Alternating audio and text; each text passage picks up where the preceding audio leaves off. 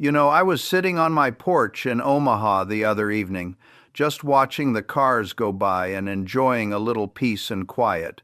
It gives a man time to think. And lately it seems you can't turn on the television or open a newspaper without hearing two little letters over and over again, A and I. Everyone is talking about it. The cab drivers, the barbers, the folks down at the Dairy Queen. And when everyone is talking about the same thing in the investing world, usually they start using another word right alongside it. That word is bubble. Now, I've heard that word a lot in my 94 years. I heard it in the late 60 seconds with the Nifty 50. I heard it in 1987. I certainly heard it in 1999 during the dot-com mania. And folks are asking me now, Warren, is this AI thing a bubble? Is it going to pop? Or is this the new gold rush and I'm missing the train? It's a fair question. But to answer it, we have to look past the noise. We have to look at the plumbing. We have to look at how the money is actually moving around, because what I'm seeing right now is, well, it's a bit of a puzzle. It's a fascinating puzzle, but it's one you need to be careful with. I want you to imagine a poker game. You've got a handful of players at the table. Let's call them the big tech giants. You know their names: Microsoft, Google, Meta, Amazon, and you've got the chip maker, Nvidia, dealing the cards. And everyone at this table is betting huge amounts of money. I'm talking about billions of dollars, sums that would make a country blush. But if you look closely under the table, you see something interesting. They aren't just betting their own money, they're passing the same chips back and forth to each other. Let me explain what I mean. There is a concept in business called circular dealing, or what the old-timers might call round-tripping. It's when I give you $1 and you use that dollar to buy a lemonade from me. I record $1 in sales, you record $1 in expenses, and we both look busy. But has any real wealth been created? Or did we just move a piece of paper from my left pocket to your right pocket? We are seeing a lot of that right now in the AI world. I saw a chart the other day. A very clever fellow drew it up, and it looked like a bowl of spaghetti, arrows pointing every which way. But when you untangled it, it told a very specific story. You have Nvidia. They make the chips. They are the ones selling the shovels in the gold rush, and business is booming. Their profit margins are fatter than a Thanksgiving turkey. Everyone wants their chips, but here is the catch. Nvidia isn't just selling chips. They are also investing billions of dollars into the very companies that buy their chips. They invest in a company like OpenAI. Then OpenAI takes that money and signs a contract with a cloud company like Oracle to build a data center. Then Oracle takes that money and turns around and buys chips from Nvidia to put in the data center. So the money leaves Nvidia, takes a little trip around the block, visits a few neighbors, and ends up right back in Nvidia's pocket as revenue. Now, is that illegal? No. Is it smart? Well, if you're trying to pump up your stock price in the short term, maybe. But as an investor, you have to ask yourself, is this real demand, or is it synthetic demand? If I have to lend you money so you can afford to buy my product, that's not exactly a sign of a robust business. That's like a car dealership paying you to drive the car off the lot. It works for a while, until the dealership runs out of cash. And that brings us to the second piece of this puzzle. Why hasn't this bubble popped yet? Usually, bubbles are fragile things. They are like soap bubbles. One little pinprick, a bad earnings report, a lawsuit, a rise in interest rates, and pop, it's gone. We saw that in 2000. One article in Barron's magazine questioned the business model of the internet companies, and the whole thing unraveled. We saw it in 2008 with the subprime mortgages.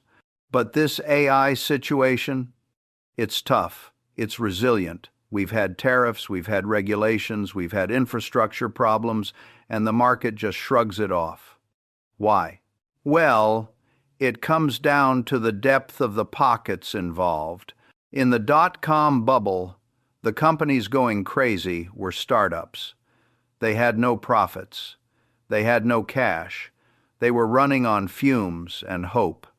When the funding dried up, they died. But today, the companies driving this, Microsoft, Apple, Google, Meta, these are the richest companies in the history of the world. They have balance sheets that look like the U.S. Treasury.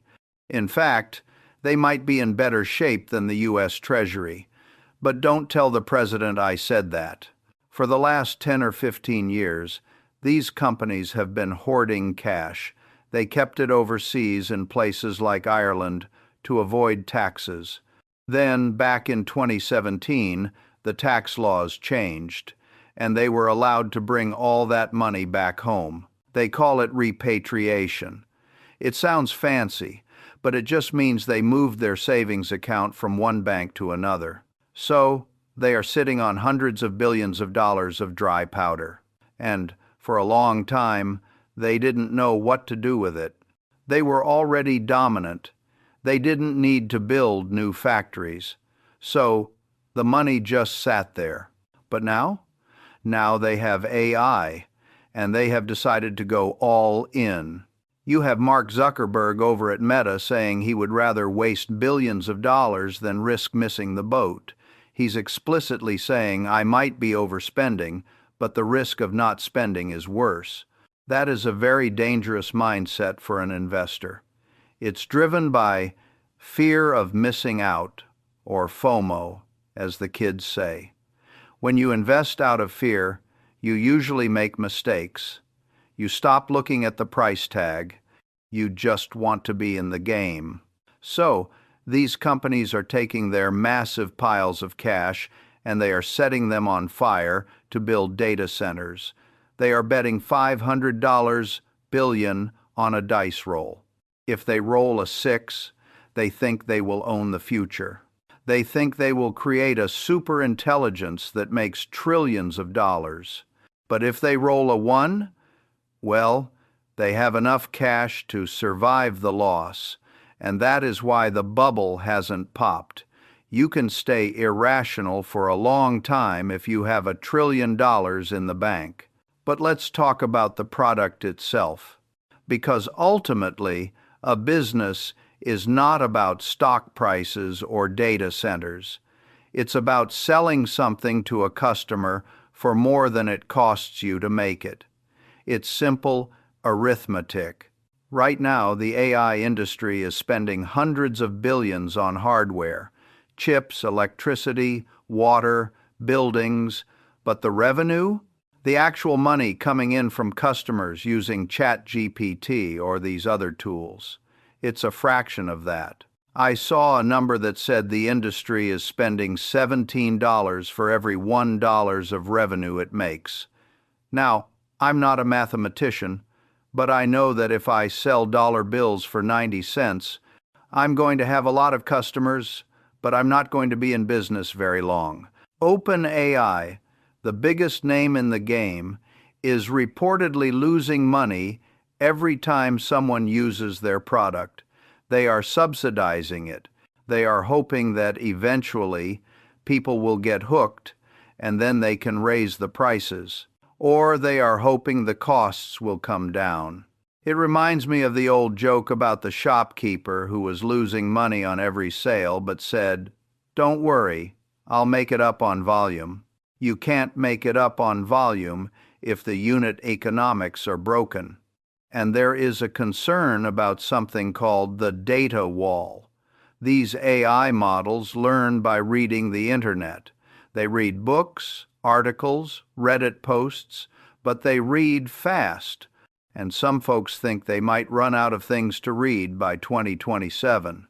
If they run out of data, they stop getting smarter. And if they stop getting smarter, all that money being spent on new chips might be for nothing. So, you have this disconnect. You have stock prices priced for perfection.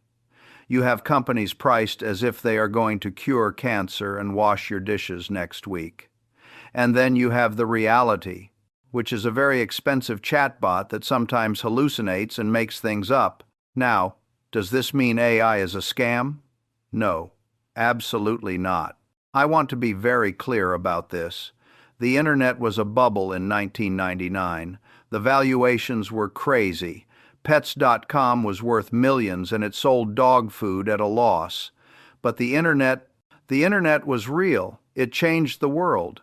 It changed how we live, how we work, how we invest. Railroads were a bubble in the 1800s. Everyone and their grandmother started a railroad company. They laid tracks across the entire country. It transformed America. It made the economy boom. But you know what? Almost every single railroad investor went broke. The technology was a success, but the investment was a disaster. There is a difference between a good bubble and a bad bubble.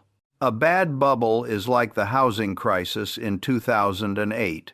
It was built on bad loans and fraud. When it popped, it left nothing behind but pain and empty houses. A good bubble, or what some economists call a productive bubble, is different.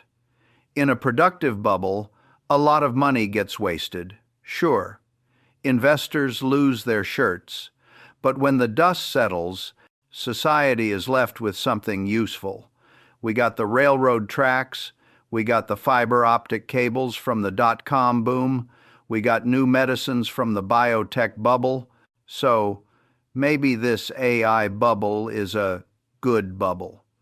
Maybe these companies will spend $1 trillion and most of it will be wasted, but at the end of it, we will have amazing new tools that help doctors diagnose diseases or help scientists solve climate change. Society might win, but just because society wins doesn't mean you will win if you buy the stock at the top. My partner Charlie Munger, God rest his soul, used to say, "The internet was a huge boon to society, but it was a net negative for the capitalists. It destroyed moats. It made competition harder." AI might do the same thing. It might make everything cheaper and faster, which is great for the consumer, but terrible for profit margins. So, you have a lot of smart people arguing about this. You have Jim Cramer on TV shouting that you have to believe. You have hedge fund managers like Paul Tudor Jones saying it's a bubble, but it might get bigger before it pops. And you have the skeptics saying it's all going to zero. Who is right? Well, the most dangerous thing in the world is not what you don't know. It's what you know for sure that just isn't so. If everyone agrees it's a bubble, why are they still buying? Because of the greater fool theory. They think they can buy it today and sell it to a greater fool tomorrow for a higher price. They think they can dance until the music stops and then jump out the window before the building collapses. But let me tell you, the exits are small, and when everyone tries to run through them at the same time, people get trampled. So, what should the average investor do? What should you do with your hard-earned money while these giants are fighting their trillion-dollar war? First, you have to understand your circle of competence. I don't know who is going to win the AI war. I don't know if Google's model is better than Meta's model. I don't know if Nvidia's chips will be obsolete in 5 years. That is the too hard pile for me. And if I don't understand it, I don't invest in it. It's that simple. You don't get extra points in investing for difficulty. You get the same check for being right about a soft drink company as you do for being right about a quantum computing company. And the soft drink company is a lot easier to predict. Second, don't try to short the bubble. Some people look at this and say, "Warren, it's crazy. I'm going to bet against it. I'm going to short Nvidia." Don't do it. As the old saying goes, the market can remain irrational longer than you can remain solvent. These bubbles can go on for years. In 1996, Alan Greenspan called the market irrationally exuberant. He was right. It was a bubble. But if you shorted the market in 1996, you went broke waiting for the crash in 2000. The market doubled and then doubled again while you were waiting for gravity to kick in. Third, look for the pick and shovel plays that have real moats, but be careful of the price. Everyone says Nvidia is the pick and shovel play. They sell the chips, and that's true. But if you pay 50 or 60 times earnings for a company, you are betting that nothing will ever go wrong. You are betting that Amazon and Google won't design their own chips, which, by the way, they are already doing. You are betting that competition won't drive margins down. In capitalism, if you are making huge profits, competitors will come for you. It's like blood in the water for sharks. They will try to eat your lunch, and eventually margins always come down. So, look for companies that will benefit from AI no matter who wins the chip war. Look at energy companies. All these data centers need massive amounts of electricity. They need copper. They need cooling systems. Those are boring businesses. They aren't sexy, but they are real. Fourth, and this is the most boring advice of all, but it's the best: buy the index. If you own the S&P 500, you own Nvidia, you own Microsoft, you own Apple, but you also own the utility companies, the banks, the railroads, and the consumer staples. You are hedged. If AI changes the world and makes the economy boom, the index goes up. If AI is a bust and tech stocks crash, the other sectors will cushion the blow. You don't have to pick the winner. You just have to bet on American business. You know, people often mistake volatility for risk. They think if a stock bounces up and down, it's risky. But real risk is the permanent loss of capital. Real risk is buying a stock for $100 and having it go to zero. When you buy into a mania, you are taking on real risk. You are buying hopes and dreams instead of cash flows and assets. I look at this circular financing, this "I'll buy your chips if you invest in my cloud," and it worries me. It suggests that the organic demand isn't quite there yet. It suggests they are trying to force the growth. And in nature, you can't force growth. You can't make a baby in 1 month by getting 9 women pregnant. Some things just take time. The technology might be real, but the timeline might be wrong. The internet took 20 years to really mature. If you bought Amazon in 1999, you waited a long time to make your money back. If you bought Cisco, you still haven't made your money back. So, patience is your best friend. Don't let the fear of missing out drive your decisions. The stock market is a device for transferring money from the impatient to the patient. Right now, the impatient money is chasing AI. They are looking for the 10x return overnight. They are looking for the lottery ticket. But you? You can be the patient money.